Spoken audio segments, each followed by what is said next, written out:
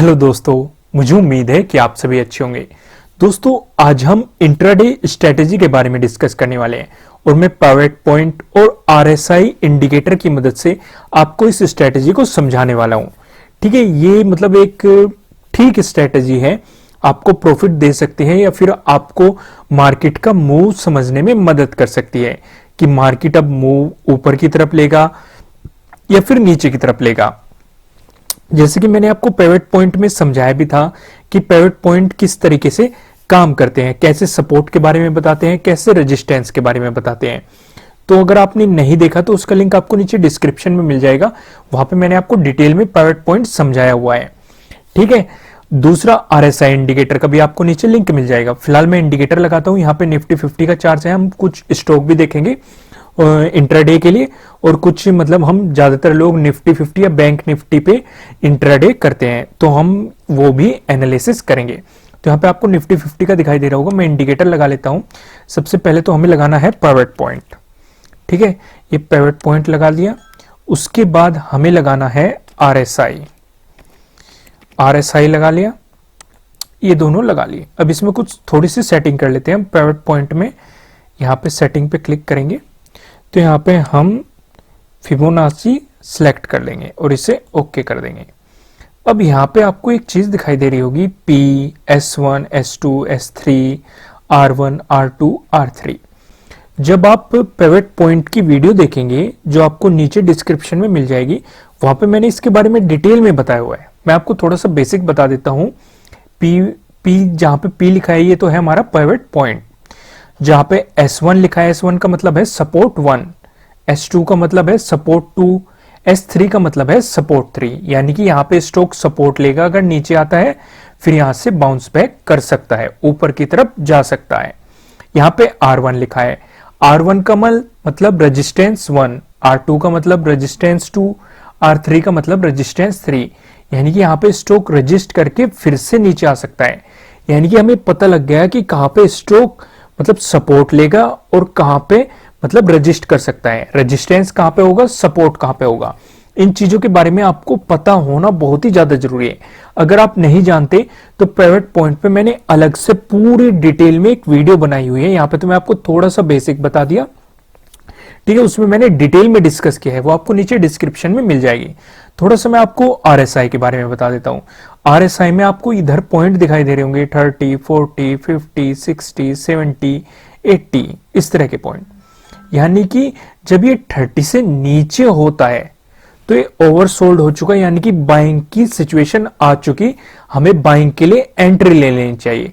कब बाइंग करनी है, कब सेलिंग करनी है, वो मैंने डिटेल में वीडियो में बताया हुआ है, उसका लिंक आपको नीचे डिस्क्रिप्शन में मिल जाएगा।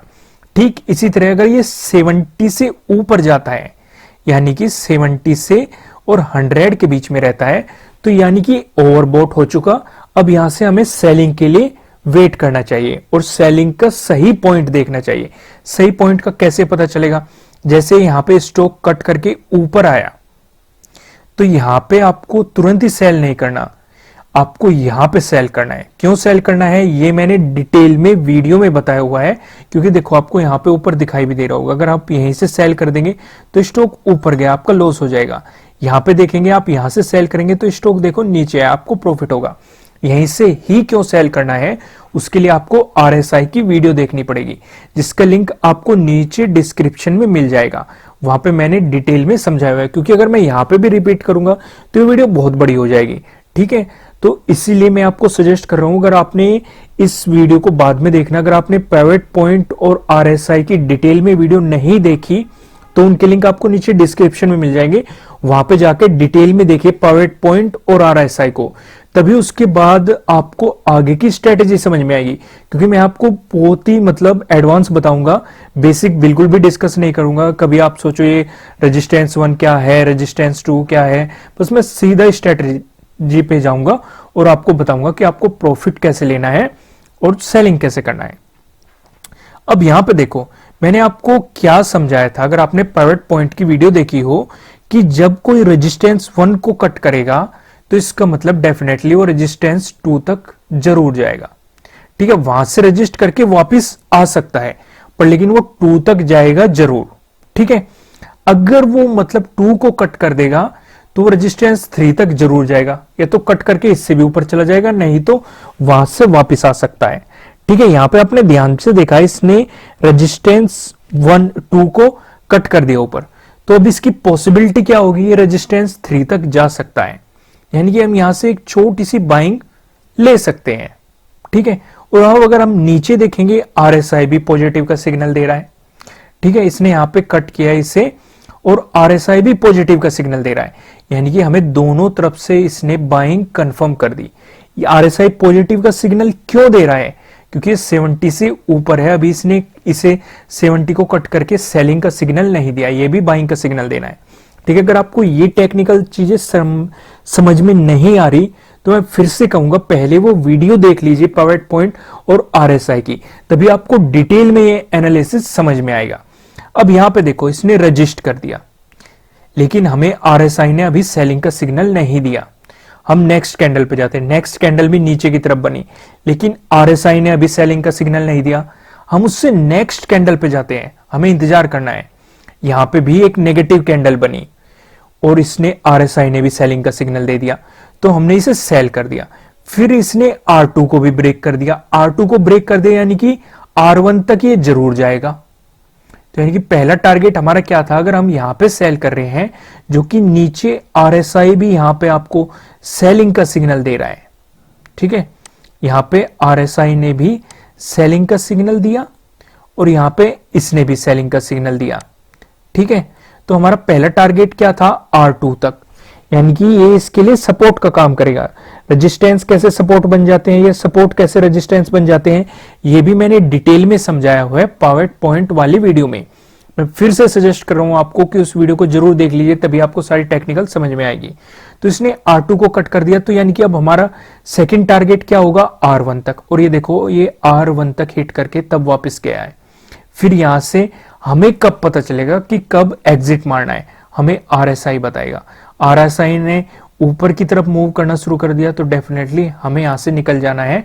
और इस स्टॉक ने भी यहां पे सपोर्ट दिखा दिया, हमें दो पॉइंट मिलेंगे कि कहां पे हमें निकलना है, कहां पे हमें एंट्री लेनी है। जैसे ये यहां पे सपोर्ट ले सकता है रेजिस्टेंस 1 पे, क्योंकि अब ये रेजिस्टेंस 1 नहीं रहा, ये इसके लिए सपोर्ट बन चुका, क्योंकि अगर इसे ब्रेक करके ऊपर जा चुका तो नीचे आएगा, ये सपोर्ट का काम करेगा। ठीक है, ये समझने के लिए आपको पॉइंट की मैं फिर से कहूंगा वीडियो देखनी पड़ेगी। तो ये यहाँ पे सपोर्ट ले चुका, तो पहला सिग्नल तो हमारा यही होगा कि अब इस स्टॉक से निकल जाओ, अपना प्रॉफिट बुक कर लो। दूसरा, आरएसआई ने अगर आप यहाँ पे देखोगे अपवर्ड मूव दिखा दिया, तो इसका मतलब इसने भी सिग्नल दे दिया कि अब निकल जाओ। यहां से हम बाइंग पोजीशन ले सकते हैं, क्योंकि ट्रेंड क्या है, अपवर्ड है। अब यहाँ पे आपके मन में एक और क्वेश्चन चल रहा होगा कि मैंने टाइम फ्रेम कौन सा सिलेक्ट किया है। मैंने टाइम फ्रेम 15 मिनट सिलेक्ट किया हुआ है। ठीक है, आपको 15 मिनट सिलेक्ट करना है इस स्ट्रेटेजी के लिए। दूसरा, मैं आपको सजेस्ट करूंगा, देखो पैसा आपका है, प्रॉफिट भी आपका होगा, लॉस भी आपका होगा। इन्वेस्ट करने से पहले या किसी भी स्ट्रेटेजी को अप्लाई करने से पहले अपनी पेपर ट्रेडिंग जरूर करें, तभी उस स्ट्रेटेजी को अप्लाई करें। नहीं तो आप बैकवर्ड जाके उसे बार बार क्रॉस चेक करें, उससे आपको ज्यादा बेनिफिट मिलेगा और ज्यादा आपको प्रॉफिट होगा। फिर भी अपने इन्वेस्टर की सलाह ले, अपनी रिसर्च करें, उसी के बाद ही अपना पैसा इन्वेस्ट करें, नहीं तो आपको लॉस होगा। चलो ठीक है, हम आगे स्ट्रेटेजी पे समझते हैं। ट्रेंड अपवर्ड है, तो ज्यादा से ज्यादा हमें बाइंग की अपॉर्चुनिटी देखनी है। यहाँ पे इसने सपोर्ट लिया, तो हम यहाँ से बाइंग ले सकते हैं। तो ये देखो कितनी बड़ी रैली इसने दिखाई, ये हमारे लिए प्रॉफिट रहेगा।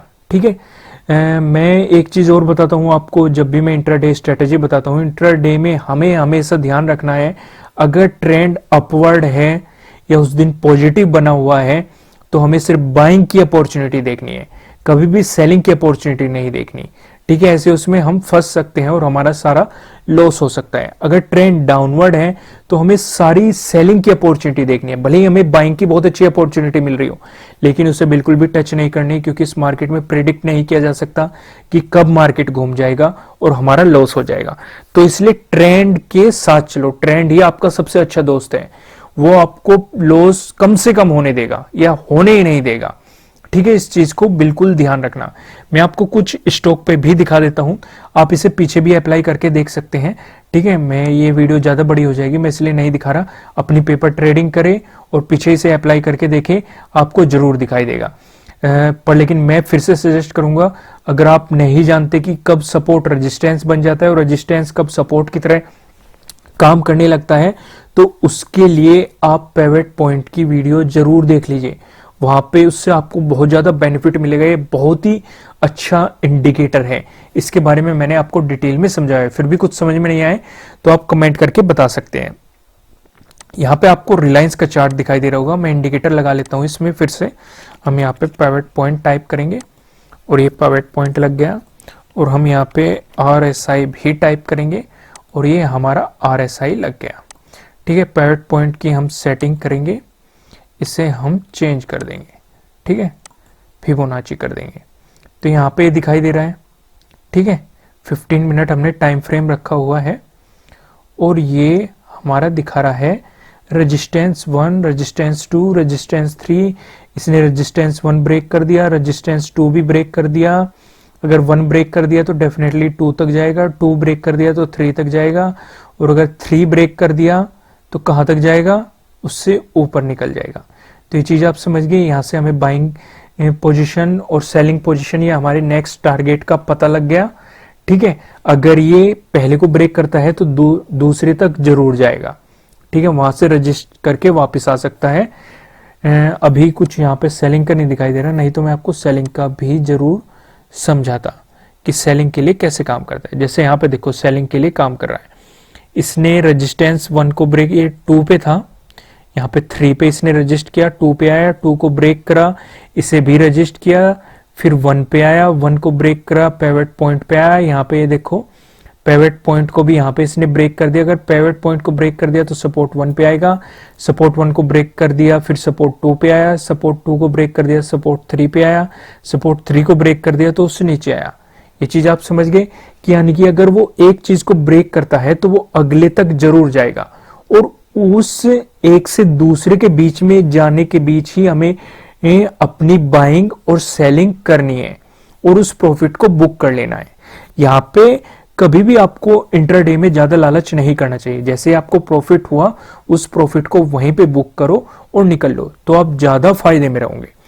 ठीक है दोस्तों, आप इसे अच्छे तरीके से समझ गए होंगे। मैं आपको एक और शेयर में दिखा देता हूँ, ये HDFC का है। यहाँ पे मैं फिर से इंडिकेटर लगा लेता हूँ। इंडिकेटर पिवट पॉइंट लगाया हमने, यहाँ पे पिवट पॉइंट लग गया, फिर RSI भी लगाया। RSI से आपको कंफर्म करना है कि हम सही है कि नहीं। ठीक है, ट्रेंड का ध्यान रखना है कि ट्रेंड अपवर्ड है या फिर डाउनवर्ड है, उसी के अकॉर्डिंग आपको अपना ट्रेड लेना है। तो यहाँ पे देखो, इसने मतलब पहले को ब्रेक, दूसरे से ऊपर खुला, ये दूसरे पे आया, सपोर्ट की तरह काम करा, फिर ये तीसरे के ब्रेक कर दिया तो उससे भी ऊपर चला गया, और RSI भी यहाँ पे आपको बाइंग का सिग्नल दे रहा है। तो यहाँ पे अगर हम बाइंग करते, फिर इसने ब्रेक यहाँ पे आया, इसके नीचे यहाँ पे मतलब रेजिस्टेंस 3 ने इसके लिए सपोर्ट का काम करा, फिर इसे भी ब्रेक कर दिया तो ये 2 तक जाएगा। ये देखो, ये 2 तक आया है, 2 तक, फिर इसने इसके लिए कहीं का काम करा। अब ये रेजिस्टेंस 2 नहीं रहा, ये सपोर्ट बन गया। इसने सपोर्ट लिया, यहाँ पे फिर से ऊपर गया, थर्ड को ब्रेक कर दिया, फिर ऊपर चला गया, और RSI भी यहाँ पे पॉजिटिव का सिग्नल दे रहा है। तो ये चीज आप समझ गए। मैंने आपको मतलब स्टॉक में भी समझा दिया और निफ्टी 50 में भी समझा दिया। मैं फिर से कहूंगा, इसे अप्लाई करने से पहले अपनी पेपर ट्रेडिंग करें और पीछे एनालिसिस करें कि ये स्ट्रेटेजी सही है कि नहीं। ये आपको ट्रेंड के बारे में जरूर बता देगी कि आपका नेक्स्ट टारगेट क्या हो सकता है, या फिर आपको कब अपनी एंट्री लेनी है, कब एग्जिट होना है।